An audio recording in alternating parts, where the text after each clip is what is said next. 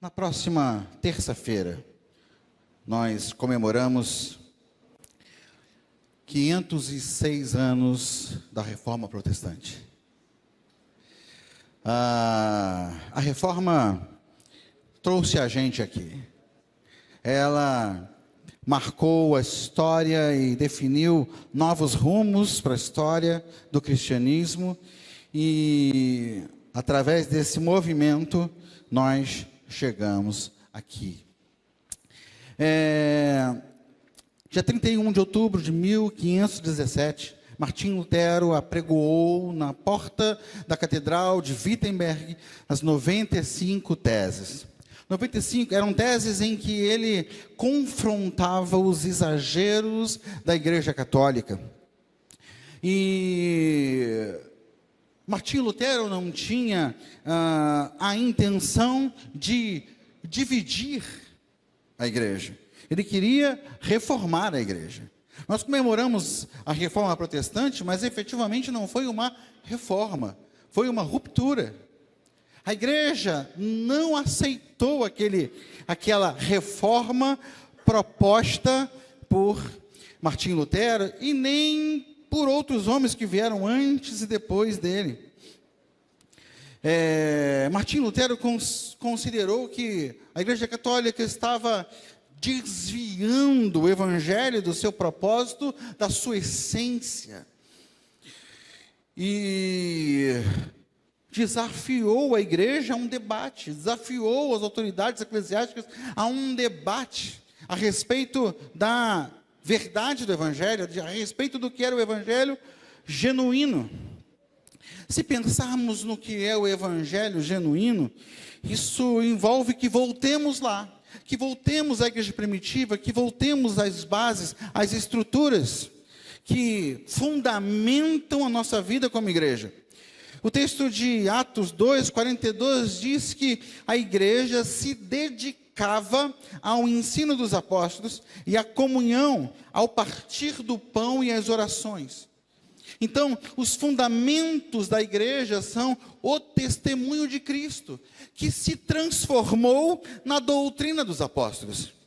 A doutrina dos apóstolos, que era a base, o fundamento daquela igreja, que era a estrutura na qual a igreja permanecia, essa doutrina não era essa teologia complexa e vasta que temos hoje.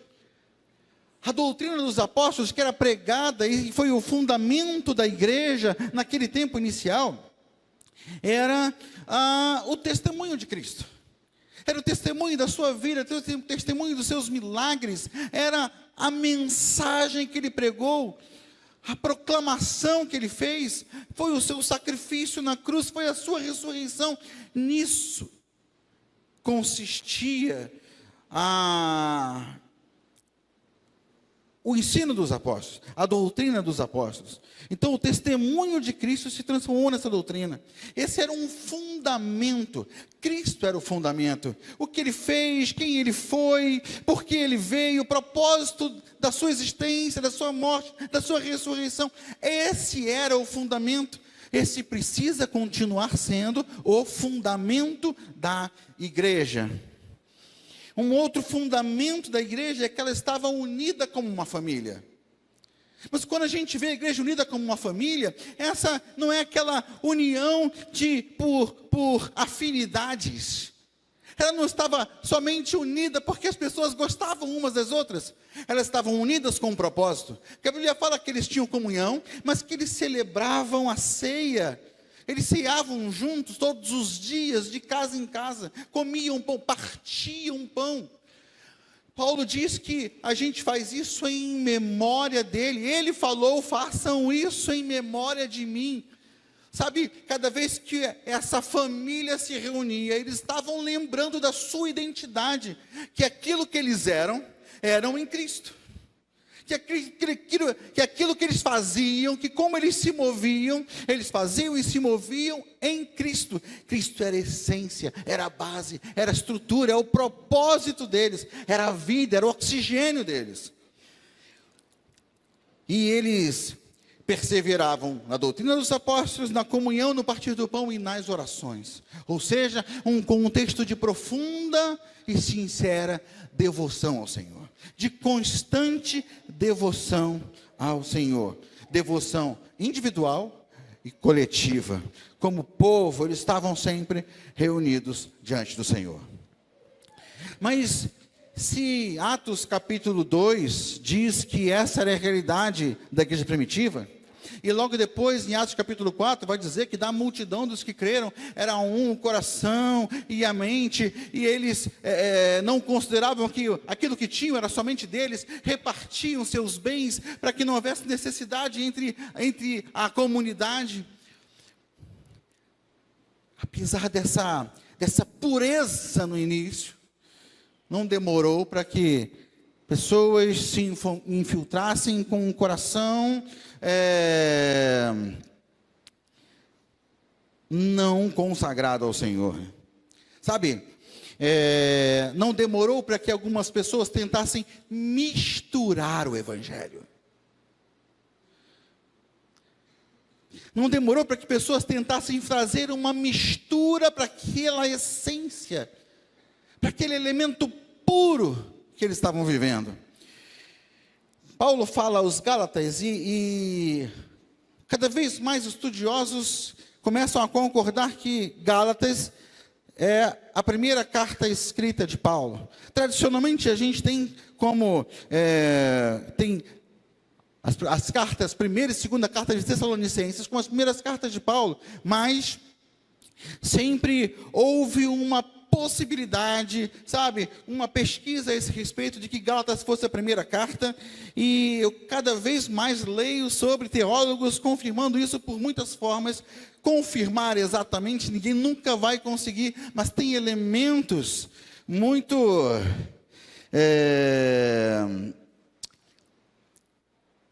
capazes de dar essa indicação. Paulo diz assim à igreja, aos Gálatas, às igrejas da Galácia. No capítulo 1, versos 6 a 8, ele diz: admiro-me de que vocês estejam abandonando tão rapidamente aquele que os chamou pela graça de Cristo, para seguirem outro evangelho, que na realidade não é o evangelho. O que ocorre é que algumas pessoas os estão perturbando, querendo perverter o evangelho de Cristo. Mas ainda que nós ou um anjo do céu pregue um evangelho diferente daquele que lhes pregamos, que seja amaldiçoado. Paulo está falando sobre tudo, está falando principalmente nesse momento para os judaizantes, aqueles que vinham da igreja de Jerusalém e viam Paulo pregando aos gentios, e Paulo pregava a mensagem de Cristo aos gentios, e não forçava os gentios a se adequarem às regras, se adequarem aos rituais judaicos, porque aquele judaísmo que eles conheciam havia passado. Jesus fez novas todas as coisas. Mas aqueles judeus acostumados com aquelas coisas de sempre, que eles viveram sempre, desde sempre, eles não concordavam com Paulo, e iam seguindo o rastro de Paulo e desfazendo o que Paulo fazia, confrontando a mensagem de Paulo. E aí Paulo está dizendo assim: olha, estão pervertendo vocês com um outro evangelho. Se qualquer pessoa, mesmo eu, pregar algo diferente do que eu já preguei, considere maldito. Porque o evangelho genuíno fala de Cristo e somente Cristo. Quando Paulo fala a Tito, ele fala sobre a formação de novos pastores, de presbíteros. Ele fala assim, que esse presbítero está lá em Tito, capítulo 1, versos 9 a 11, ele diz: e apegue-se firmemente à mensagem fiel, da maneira como foi ensinada, para que seja capaz de encorajar outros pela sã doutrina, e de refutar os que se opõem a ela. Ou seja, havia pessoas que se opunham à sã doutrina. Pois há muitos insubordinados que não passam de faladores e enganadores, especialmente os do grupo da circuncisão, esses tais judaizantes que eu estava falando.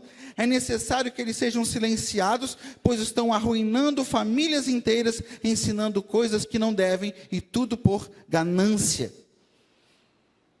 Paulo nos faz entender, lá no texto de Romanos 14, 17 e 19, que o reino de Deus não é comida nem bebida, mas justiça, paz e alegria no Espírito Santo. Aquele que assim serve a Cristo é agradável a Deus e aprovado pelos homens. Por isso, esforcemo-nos em promover tudo quanto conduz à paz e à edificação mútua. A gente pensa assim, o reino de Deus é de justiça, paz, alegria no Espírito Santo. Ou seja, essa justiça, essa paz, essa alegria no Espírito Santo é alguma coisa que Deus, e somente Deus, vai fornecer. É verdade, toda boa dádiva, todo dom perfeito vem dele, o Pai das luzes. Mas esse movimento de justiça, de paz e de alegria no Espírito Santo acontece a partir dos nossos relacionamentos. Ele está falando exatamente sobre isso aqui. Aquele que assim serve a Cristo é agradável, aquele que se move em justiça, aquele que se move em paz, aquele que se move na alegria do Espírito Santo, aquele que promove essas realidades. Esse se move no reino de Deus, segundo o propósito do reino de Deus. Sabe, esses são os fundamentos da igreja. A igreja se move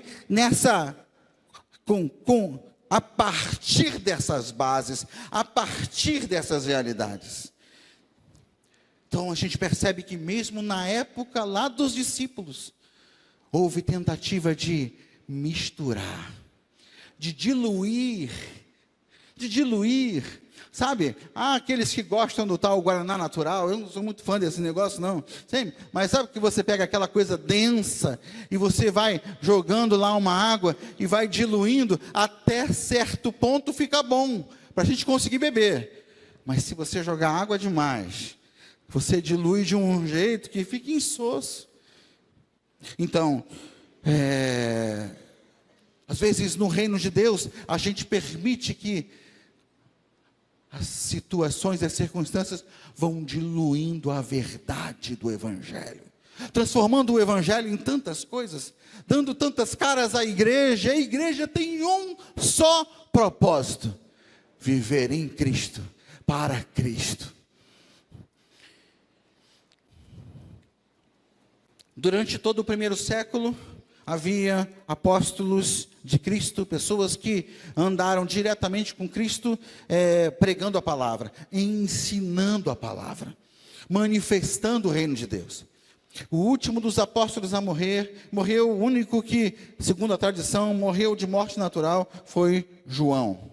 Enquanto existem apóstolos vivos, eles têm a palavra final. Qualquer pessoa, em qualquer lugar, representante de uma igreja, que tem alguma dúvida teológica, que quer entender alguma coisa mais sobre o reino de Deus, vai até um dos apóstolos e pergunta. A palavra que eles falavam era a palavra final. Um apóstolo falou, é praticamente lei. Mas aí, tem alguns livros que dizem que quando os apóstolos morreram, quando o último apóstolo morreu, João, aí começou a se fazer teologia. Porque agora você tem os discípulos dos discípulos. Os discípulos dos apóstolos de Cristo, que são as grandes referências. E eles são procurados pelas pessoas. Eles têm tanta importância que eles são chamados de pais. E aí nós temos os pais da igreja. Os pais da igreja que são as lideranças da igreja dos primeiros séculos. E aí a gente tem, por exemplo, Clemente de Roma, que morreu por volta do ano 100, ou seja, ele foi contemporâneo do apóstolo João, ali contemporâneo de todos os outros apóstolos, mas assim, ele estava vivo e atuante ali, enquanto João também estava vivo. E ele foi um homem assim, marcante em seu ministério. Provavelmente, alguns escritos confirmam isso, que ele foi um discípulo do próprio Paulo.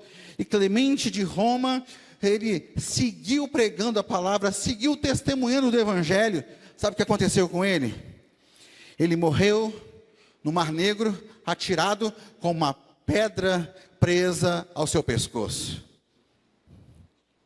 Inácio de Antioquia, a gente não sabe muito bem quando ele nasceu, mas ele morreu no ano 117. Ele foi o segundo bispo de Antioquia. Lembra de Antioquia, lá no capítulo 3 de Atos, quando a liderança dessa igreja está orando e jejuando, e Deus fala: separem para mim Paulo e Barnabé para as missões. Essa igreja marcante, essa igreja dentre os gentios, uma igreja importante no Novo Testamento. Inácio de Antioquia, Inácio foi o segundo bispo dessa igreja, comprometido com a palavra, comprometido em manter a igreja viva. Morreu no Coliseu, devorado por leões. Policarpo também foi contemporâneo de João, não só contemporâneo, ele foi discípulo de João. Sabe, há uma possibilidade de que ele tenha sido ordenado como bispo da igreja de Esmirna, aquela que lemos lá nas cartas do Apocalipse, as 7 igrejas. Policarpo, discípulo de João, se manteve fiel à palavra, se manteve fiel à pregação do evangelho genuíno. Ele foi ameaçado de morte muitas vezes, para que negasse a fé em Cristo Jesus. Ele não negou e foi queimado vivo. Justino, o Mártir, foi o primeiro pai apologista. Foi o primeiro pai que efetivamente se levantou para, através da palavra, defender a pregação do evangelho.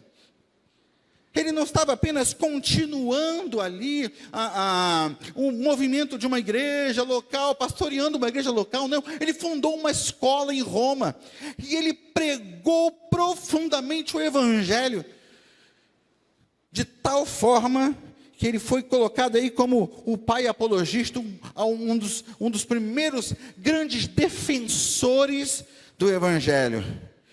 Ele morreu decapitado.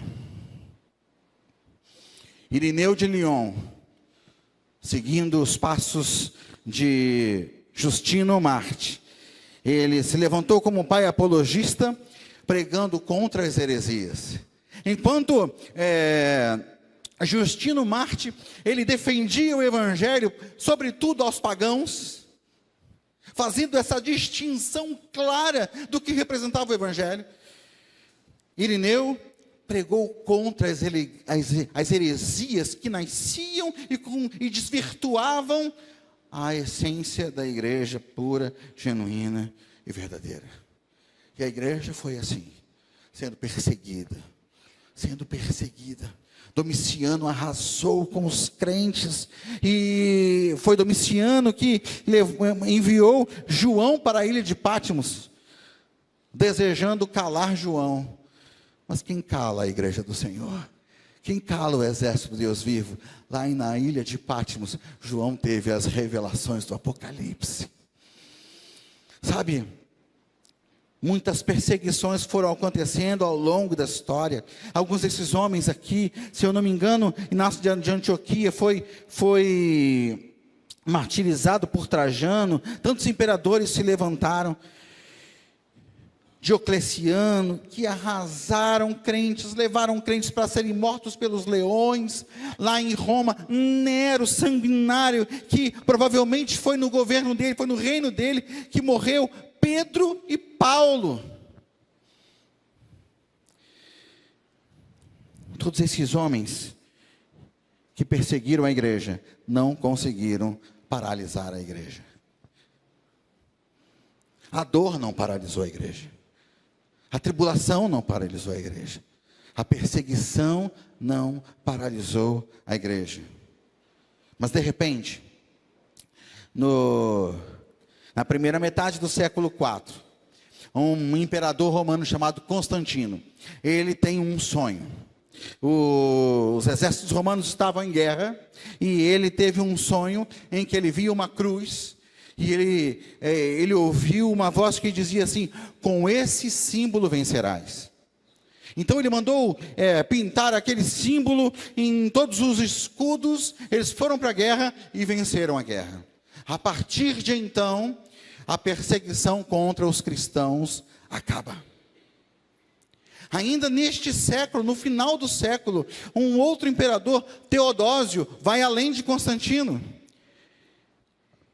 e estabelece o cristianismo como religião oficial de Roma. Puxa, que bênção, né? Agora ninguém mais persegue os cristãos. Agora cristãos não vão ser mais decapitados, queimados vivos. Que maravilha! Agora os cristãos não vão ser mais jogados para serem afogados com uma pedra amarrada no pescoço. Agora os cristãos não vão mais ser devorados por leões. Os cristãos não vão ser levantados como tochas vivas, sendo incendiados, queimados vivos, iluminando a cidade, não. Agora os cristãos não serão mais perseguidos, não vão precisar mais se reunir nas cavernas, nas florestas, nas catacumbas, não. Agora os cristãos podem ter seus templos. Eles podem se organizar. Mas tem um problema. Agora que o império é cristão, as pessoas já não se convertem mais por arrependimento. Porque agora, se o imperador é cristão, todo o império é também. Se o rei é cristão, todo mundo obrigatoriamente é cristão. E aí, muitas pessoas querem mostrar de alguma forma que são bons cristãos, tentam se vestir como cristãos, tentam fazer um monte de coisas para parecer que são cristãos, só para ficarem bem na fita com o imperador. E agora, as conversões não são mais por arrependimento, então são, como Hernandes Dias Lopes diz, por conveniência.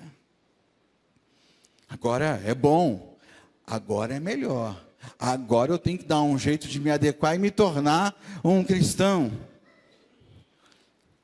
E agora, onde está a perseverança? A Bíblia fala aqui, Paulo, ele diz assim: eu me glorio nas tribulações, porque as tribulações produzem perseverança. Agora o tempo é favorável, agora as coisas estão leves. Para que perseverar? Para que insistir? Aí aquela fé pura, genuína, que move as pessoas a uma vida tão entregue, a ponto de se permitirem ser mortos. Agora não precisa mais disso. Então, não demora muito, começa um tempo em que a gente vai entrar na Idade Média, uma idade que é chamada de Idade das Trevas. Era chamada de Idade das Trevas pelo pessoal da ciência, pelo pessoal da cultura, que se percebeu perdendo tempo com todo aquele período em que a igreja, em que o romanismo imperou. E agora a igreja vai se distanciando e se esfriando e se desintegrando, perdendo completamente aquela realidade do início. Agora a igreja tem castelos, a igreja tem terras, agora a igreja tem poder, agora a igreja tem domínio, governa, agora a igreja é tão poderosa que ela levanta reis, que ela destitui reis. Agora a igreja comanda, interfere na vida das pessoas, mas a palavra não faz parte dessa história, a Bíblia não está nesse contexto. Agora nós temos alguém que interpreta as Escrituras e define como as pessoas precisam viver, e aí essas pessoas não são levadas de volta para o Evangelho. Mas Deus sempre tem os seus valentes. E aí há um movimento de mudança. Algumas pessoas começam a perceber que A igreja estava corrompida. E séculos depois, no século XIV, surgiu um professor de Oxford, no Reino Unido, chamado John Wycliffe, que começou a perceber que começou a se incomodar com os desvios da igreja, com a corrupção moral, com a corrupção em todos os aspectos da igreja, e começou a exigir mudança, reivindicar mudança. Precisa mudar essa realidade. Ele atacou a autoridade do Papa e afirmou que a Bíblia, e não a igreja, era a autoridade única para os crentes. O caminho, a direção para a vida dos crentes tinha que sair da Bíblia, da palavra de Deus, e não dos pensamentos da vontade de homens. E ele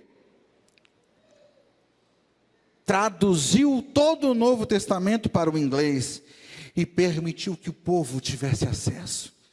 Sabe, Wycliffe fez discípulos, os lollardos, que eram pregadores leigos.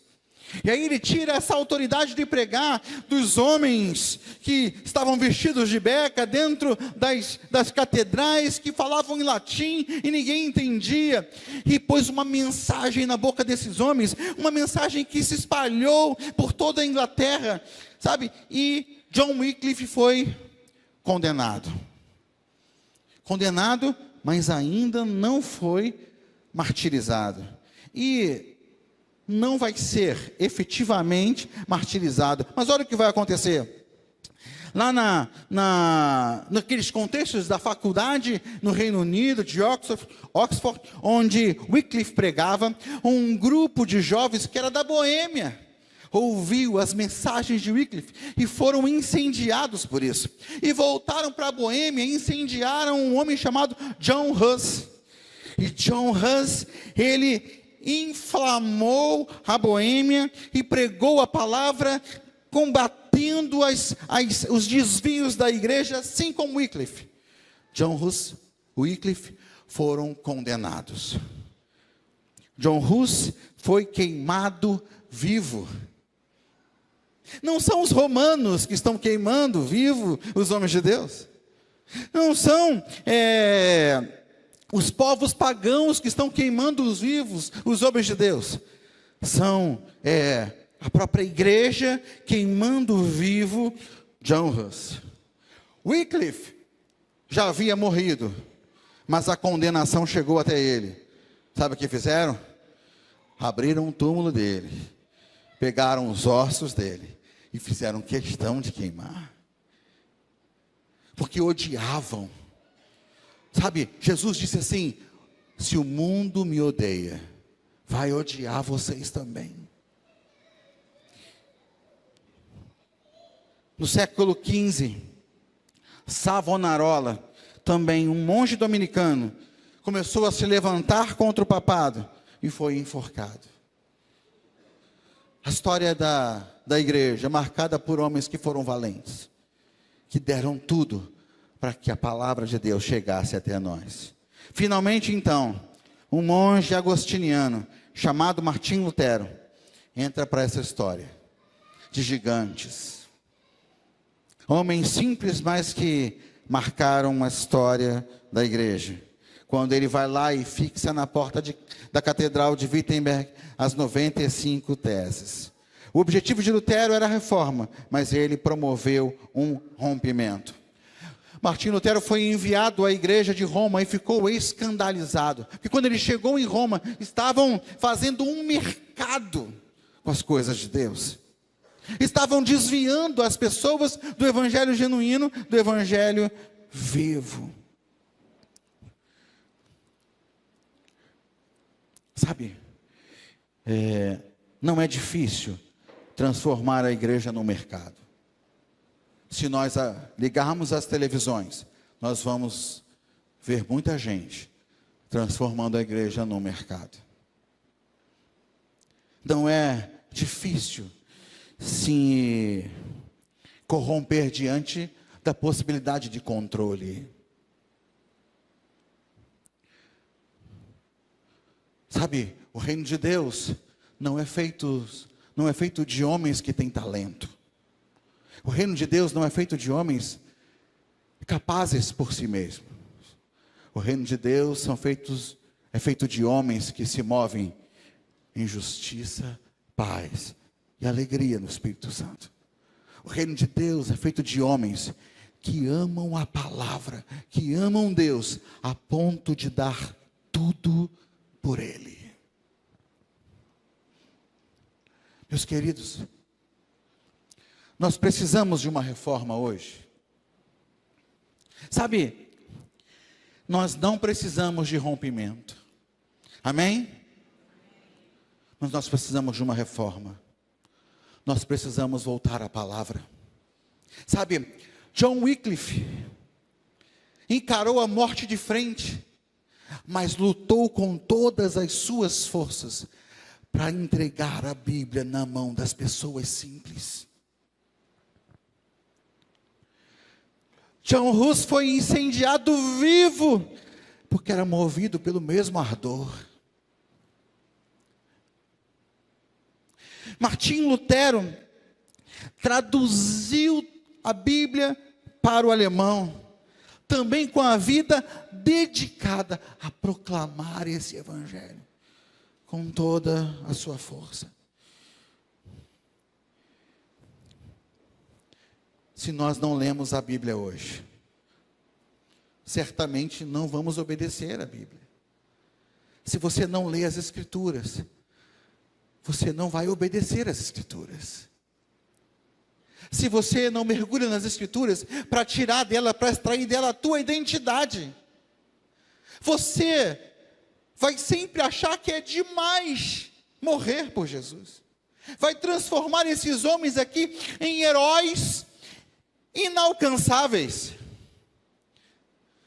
Mas, queridos, o alvo não é morrer por Jesus. O alvo é viver por Ele. O seu objetivo não é morrer por Ele, é viver por Ele. Paulo disse assim: para mim o viver é Cristo, o morrer é lucro. O nosso objetivo é viver por Ele.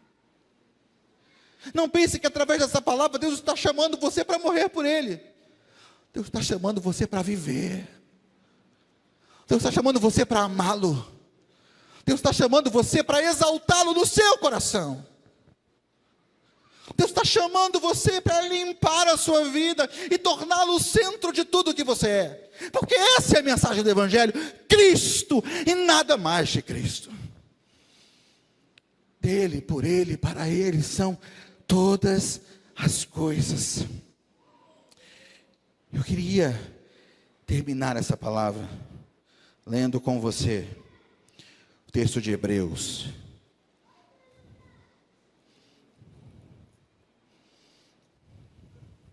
Hebreus, no capítulo 11.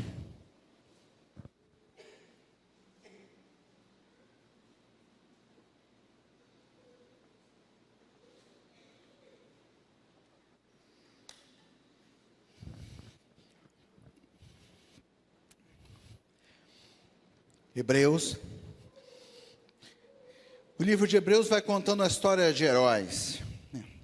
Na verdade, nós os chamamos de heróis, porque esse normalmente é o títulozinho que vem no início desse capítulo. Na minha Bíblia aqui, que é a NVI, está, em vez de heróis, está exemplos de fé. Mas vai contar a história de vários homens que marcaram seu tempo. Qual é o segredo desses homens? Vai contar a história de vários homens impressionantes, cada um deles marcou de forma especial o seu tempo. Qual é o segredo desses homens? Que superpoder eles tinham? Sabe qual é o segredo desses homens? Obediência. Obediência.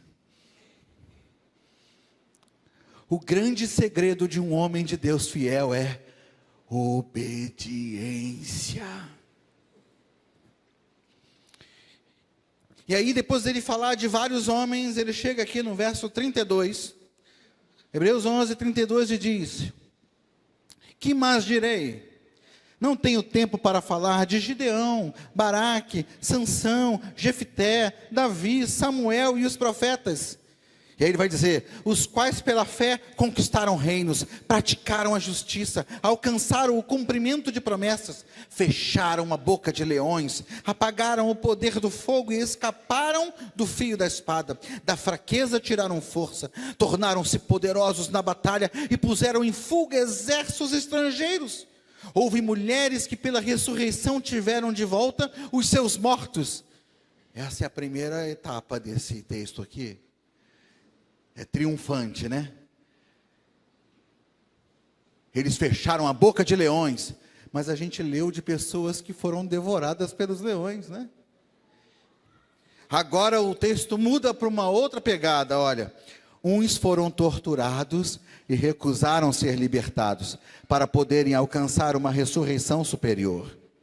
Outros enfrentaram zombaria e açoites.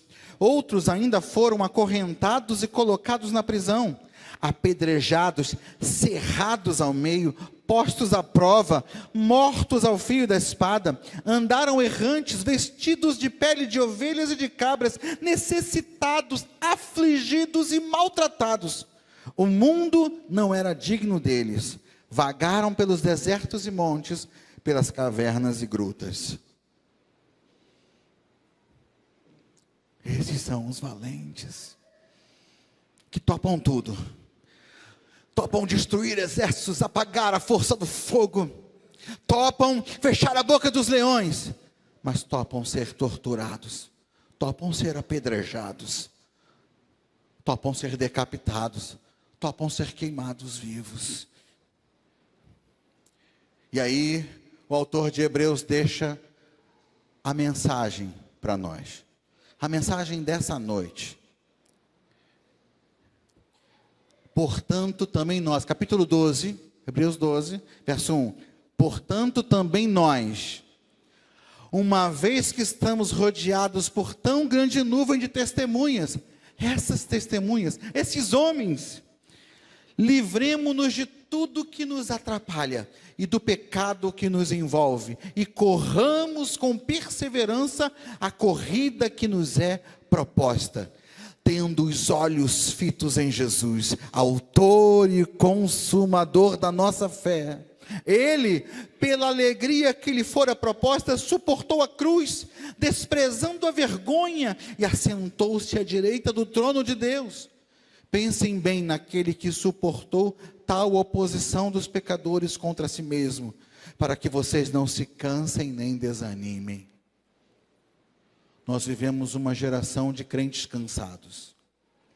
E esses crentes cansados esperam que a igreja faça alguma coisa para animá-los. Esses crentes cansados esperam que o louvor os anime. Esses crentes cansados esperam que a pregação faça algum milagre. Esses crentes cansados esperem que de repente milagres aconteçam aqui e isso fortaleça a nossa fé. Só tem um caminho para crentes cansados se revigorarem no Senhor: olhar para Cristo. O que o autor de Hebreus fala assim: olha, se você está cansado, se você paralisou a sua vida de oração, se você abandonou a leitura das Escrituras, seja por que motivo for, só tem um jeito de você se reanimar: olha para Ele, porque Ele foi até o fim. Olha para Ele, mire nele, não tire os olhos dele, se inspire nele, copie os atos dele, os compromissos dele, os posicionamentos dele, busque ter o mesmo ardor que o Filho de Deus. Vá até o fim, entregue tudo, consagre tudo. Seja uma testemunha viva do reino poderoso do Senhor. Eu estive num retiro abençoado na semana passada. O tema do retiro era: faz de novo. Ah, meus queridos, nós temos que orar para que Deus faça de novo. Nós precisamos orar para que um avivamento poderoso aconteça entre nós e nos levante. Mas eu quero desafiar você.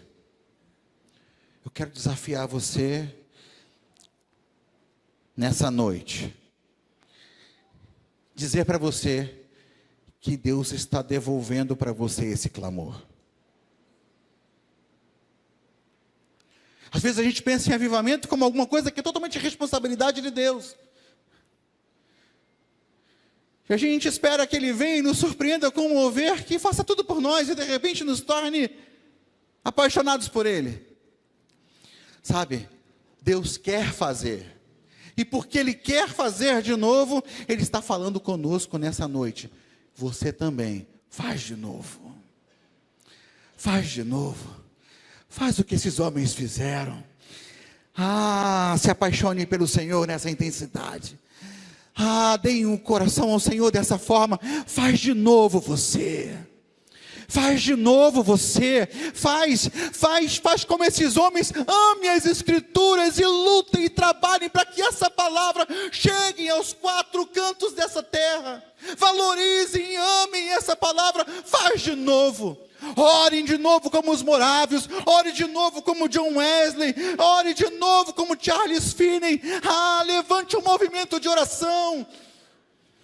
Jejuem, busquem a palavra de Deus, busquem a vontade de Deus, busquem o governo de Deus, voltem a clamar como igreja apaixonada intensamente, dia e noite. Venha o teu reino e seja feita a tua vontade, assim na terra como nos céus. Faz de novo. Faz de novo. Deixa Deus encontrar em você uma chama acesa como Whitefield. Uma chama acesa como John Wesley. Uma chama acesa como esses homens que nós lemos aqui. Falamos. Wycliffe, John Hus, Martim Lutero. Homens como Paulo, como Pedro. Homens como Jesus. Os céus estão devolvendo o clamor a nós. Faz de novo. Vamos ficar de pé. Aleluia. Nós cantamos uma canção nessa noite que fala: te seguirei até o fim. Te seguirei até o fim.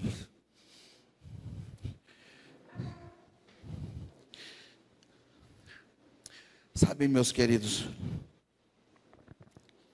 a gente já falou isso aqui muitas vezes, né? Mas o profeta Eliseu nos dá um exemplo maravilhoso. Quando Elias lançou sobre ele a capa, ele entendeu: fui chamado. Sabe o que Eliseu foi? E fez, sabe o que Eliseu fez? Eliseu cortou relações, vamos dizer assim, de forma dramática, com o seu passado. Elias encontrou Eliseu trabalhando, não encontrou Eliseu de preguiça, não.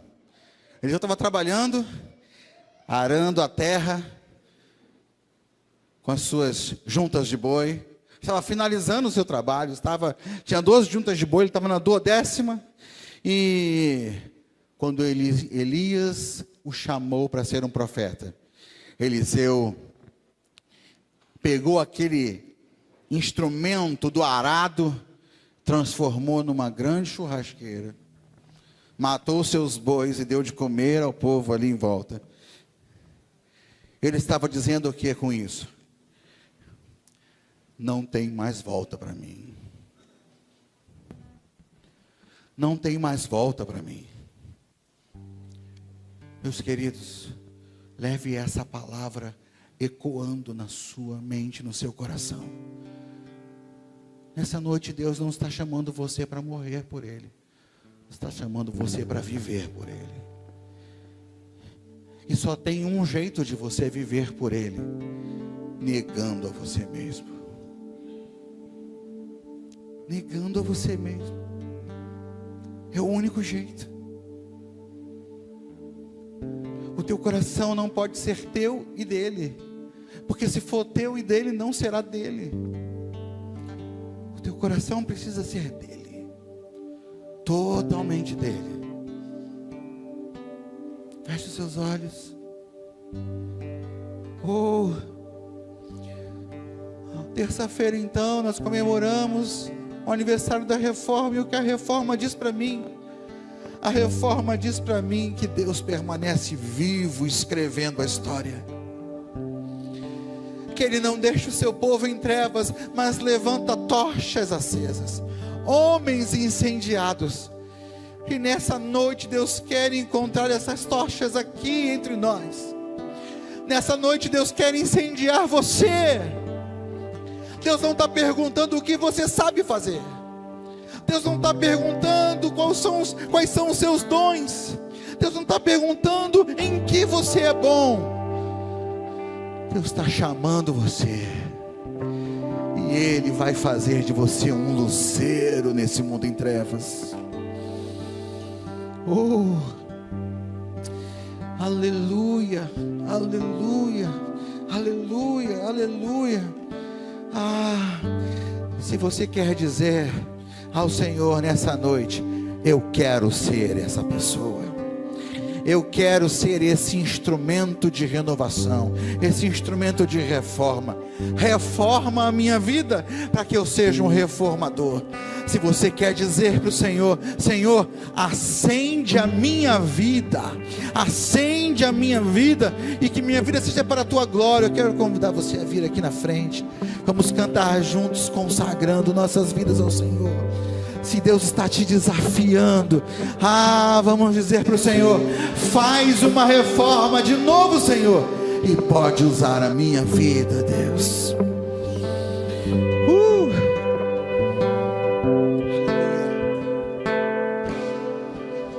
Posso ouvir uma voz ecoando por entre os montes ao meu redor. Deus, aleluia. Sinto tua paz, que excede todo entendimento e me faz prosseguir.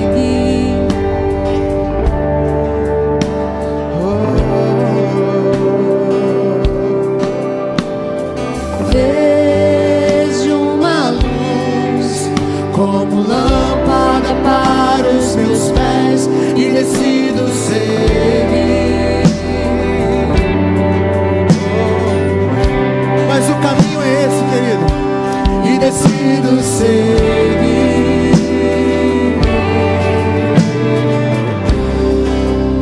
Esse é o caminho. O caminho da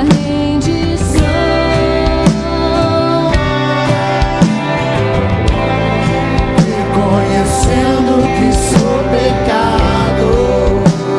Aleluia, somos gratos por isso, Senhor.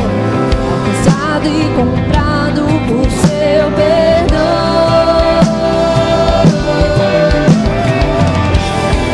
Perdão de Cristo Salvador.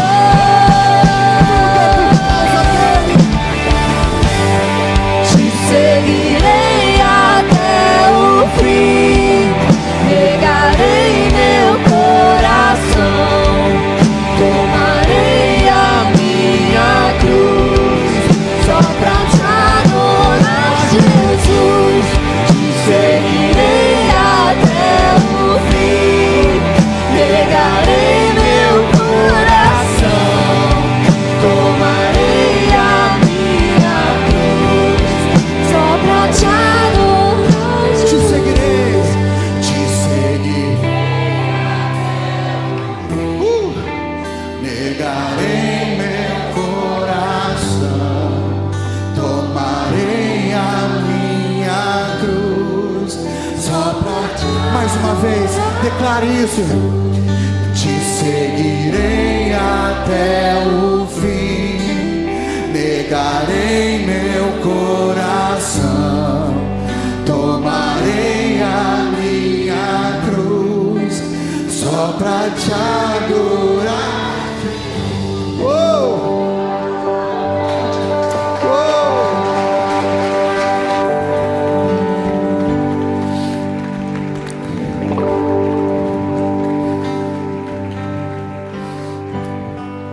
Essas palavras são muito fortes para nós, Senhor. Nós não somos capazes de apenas com a nossa vontade viver aquilo que declaramos agora.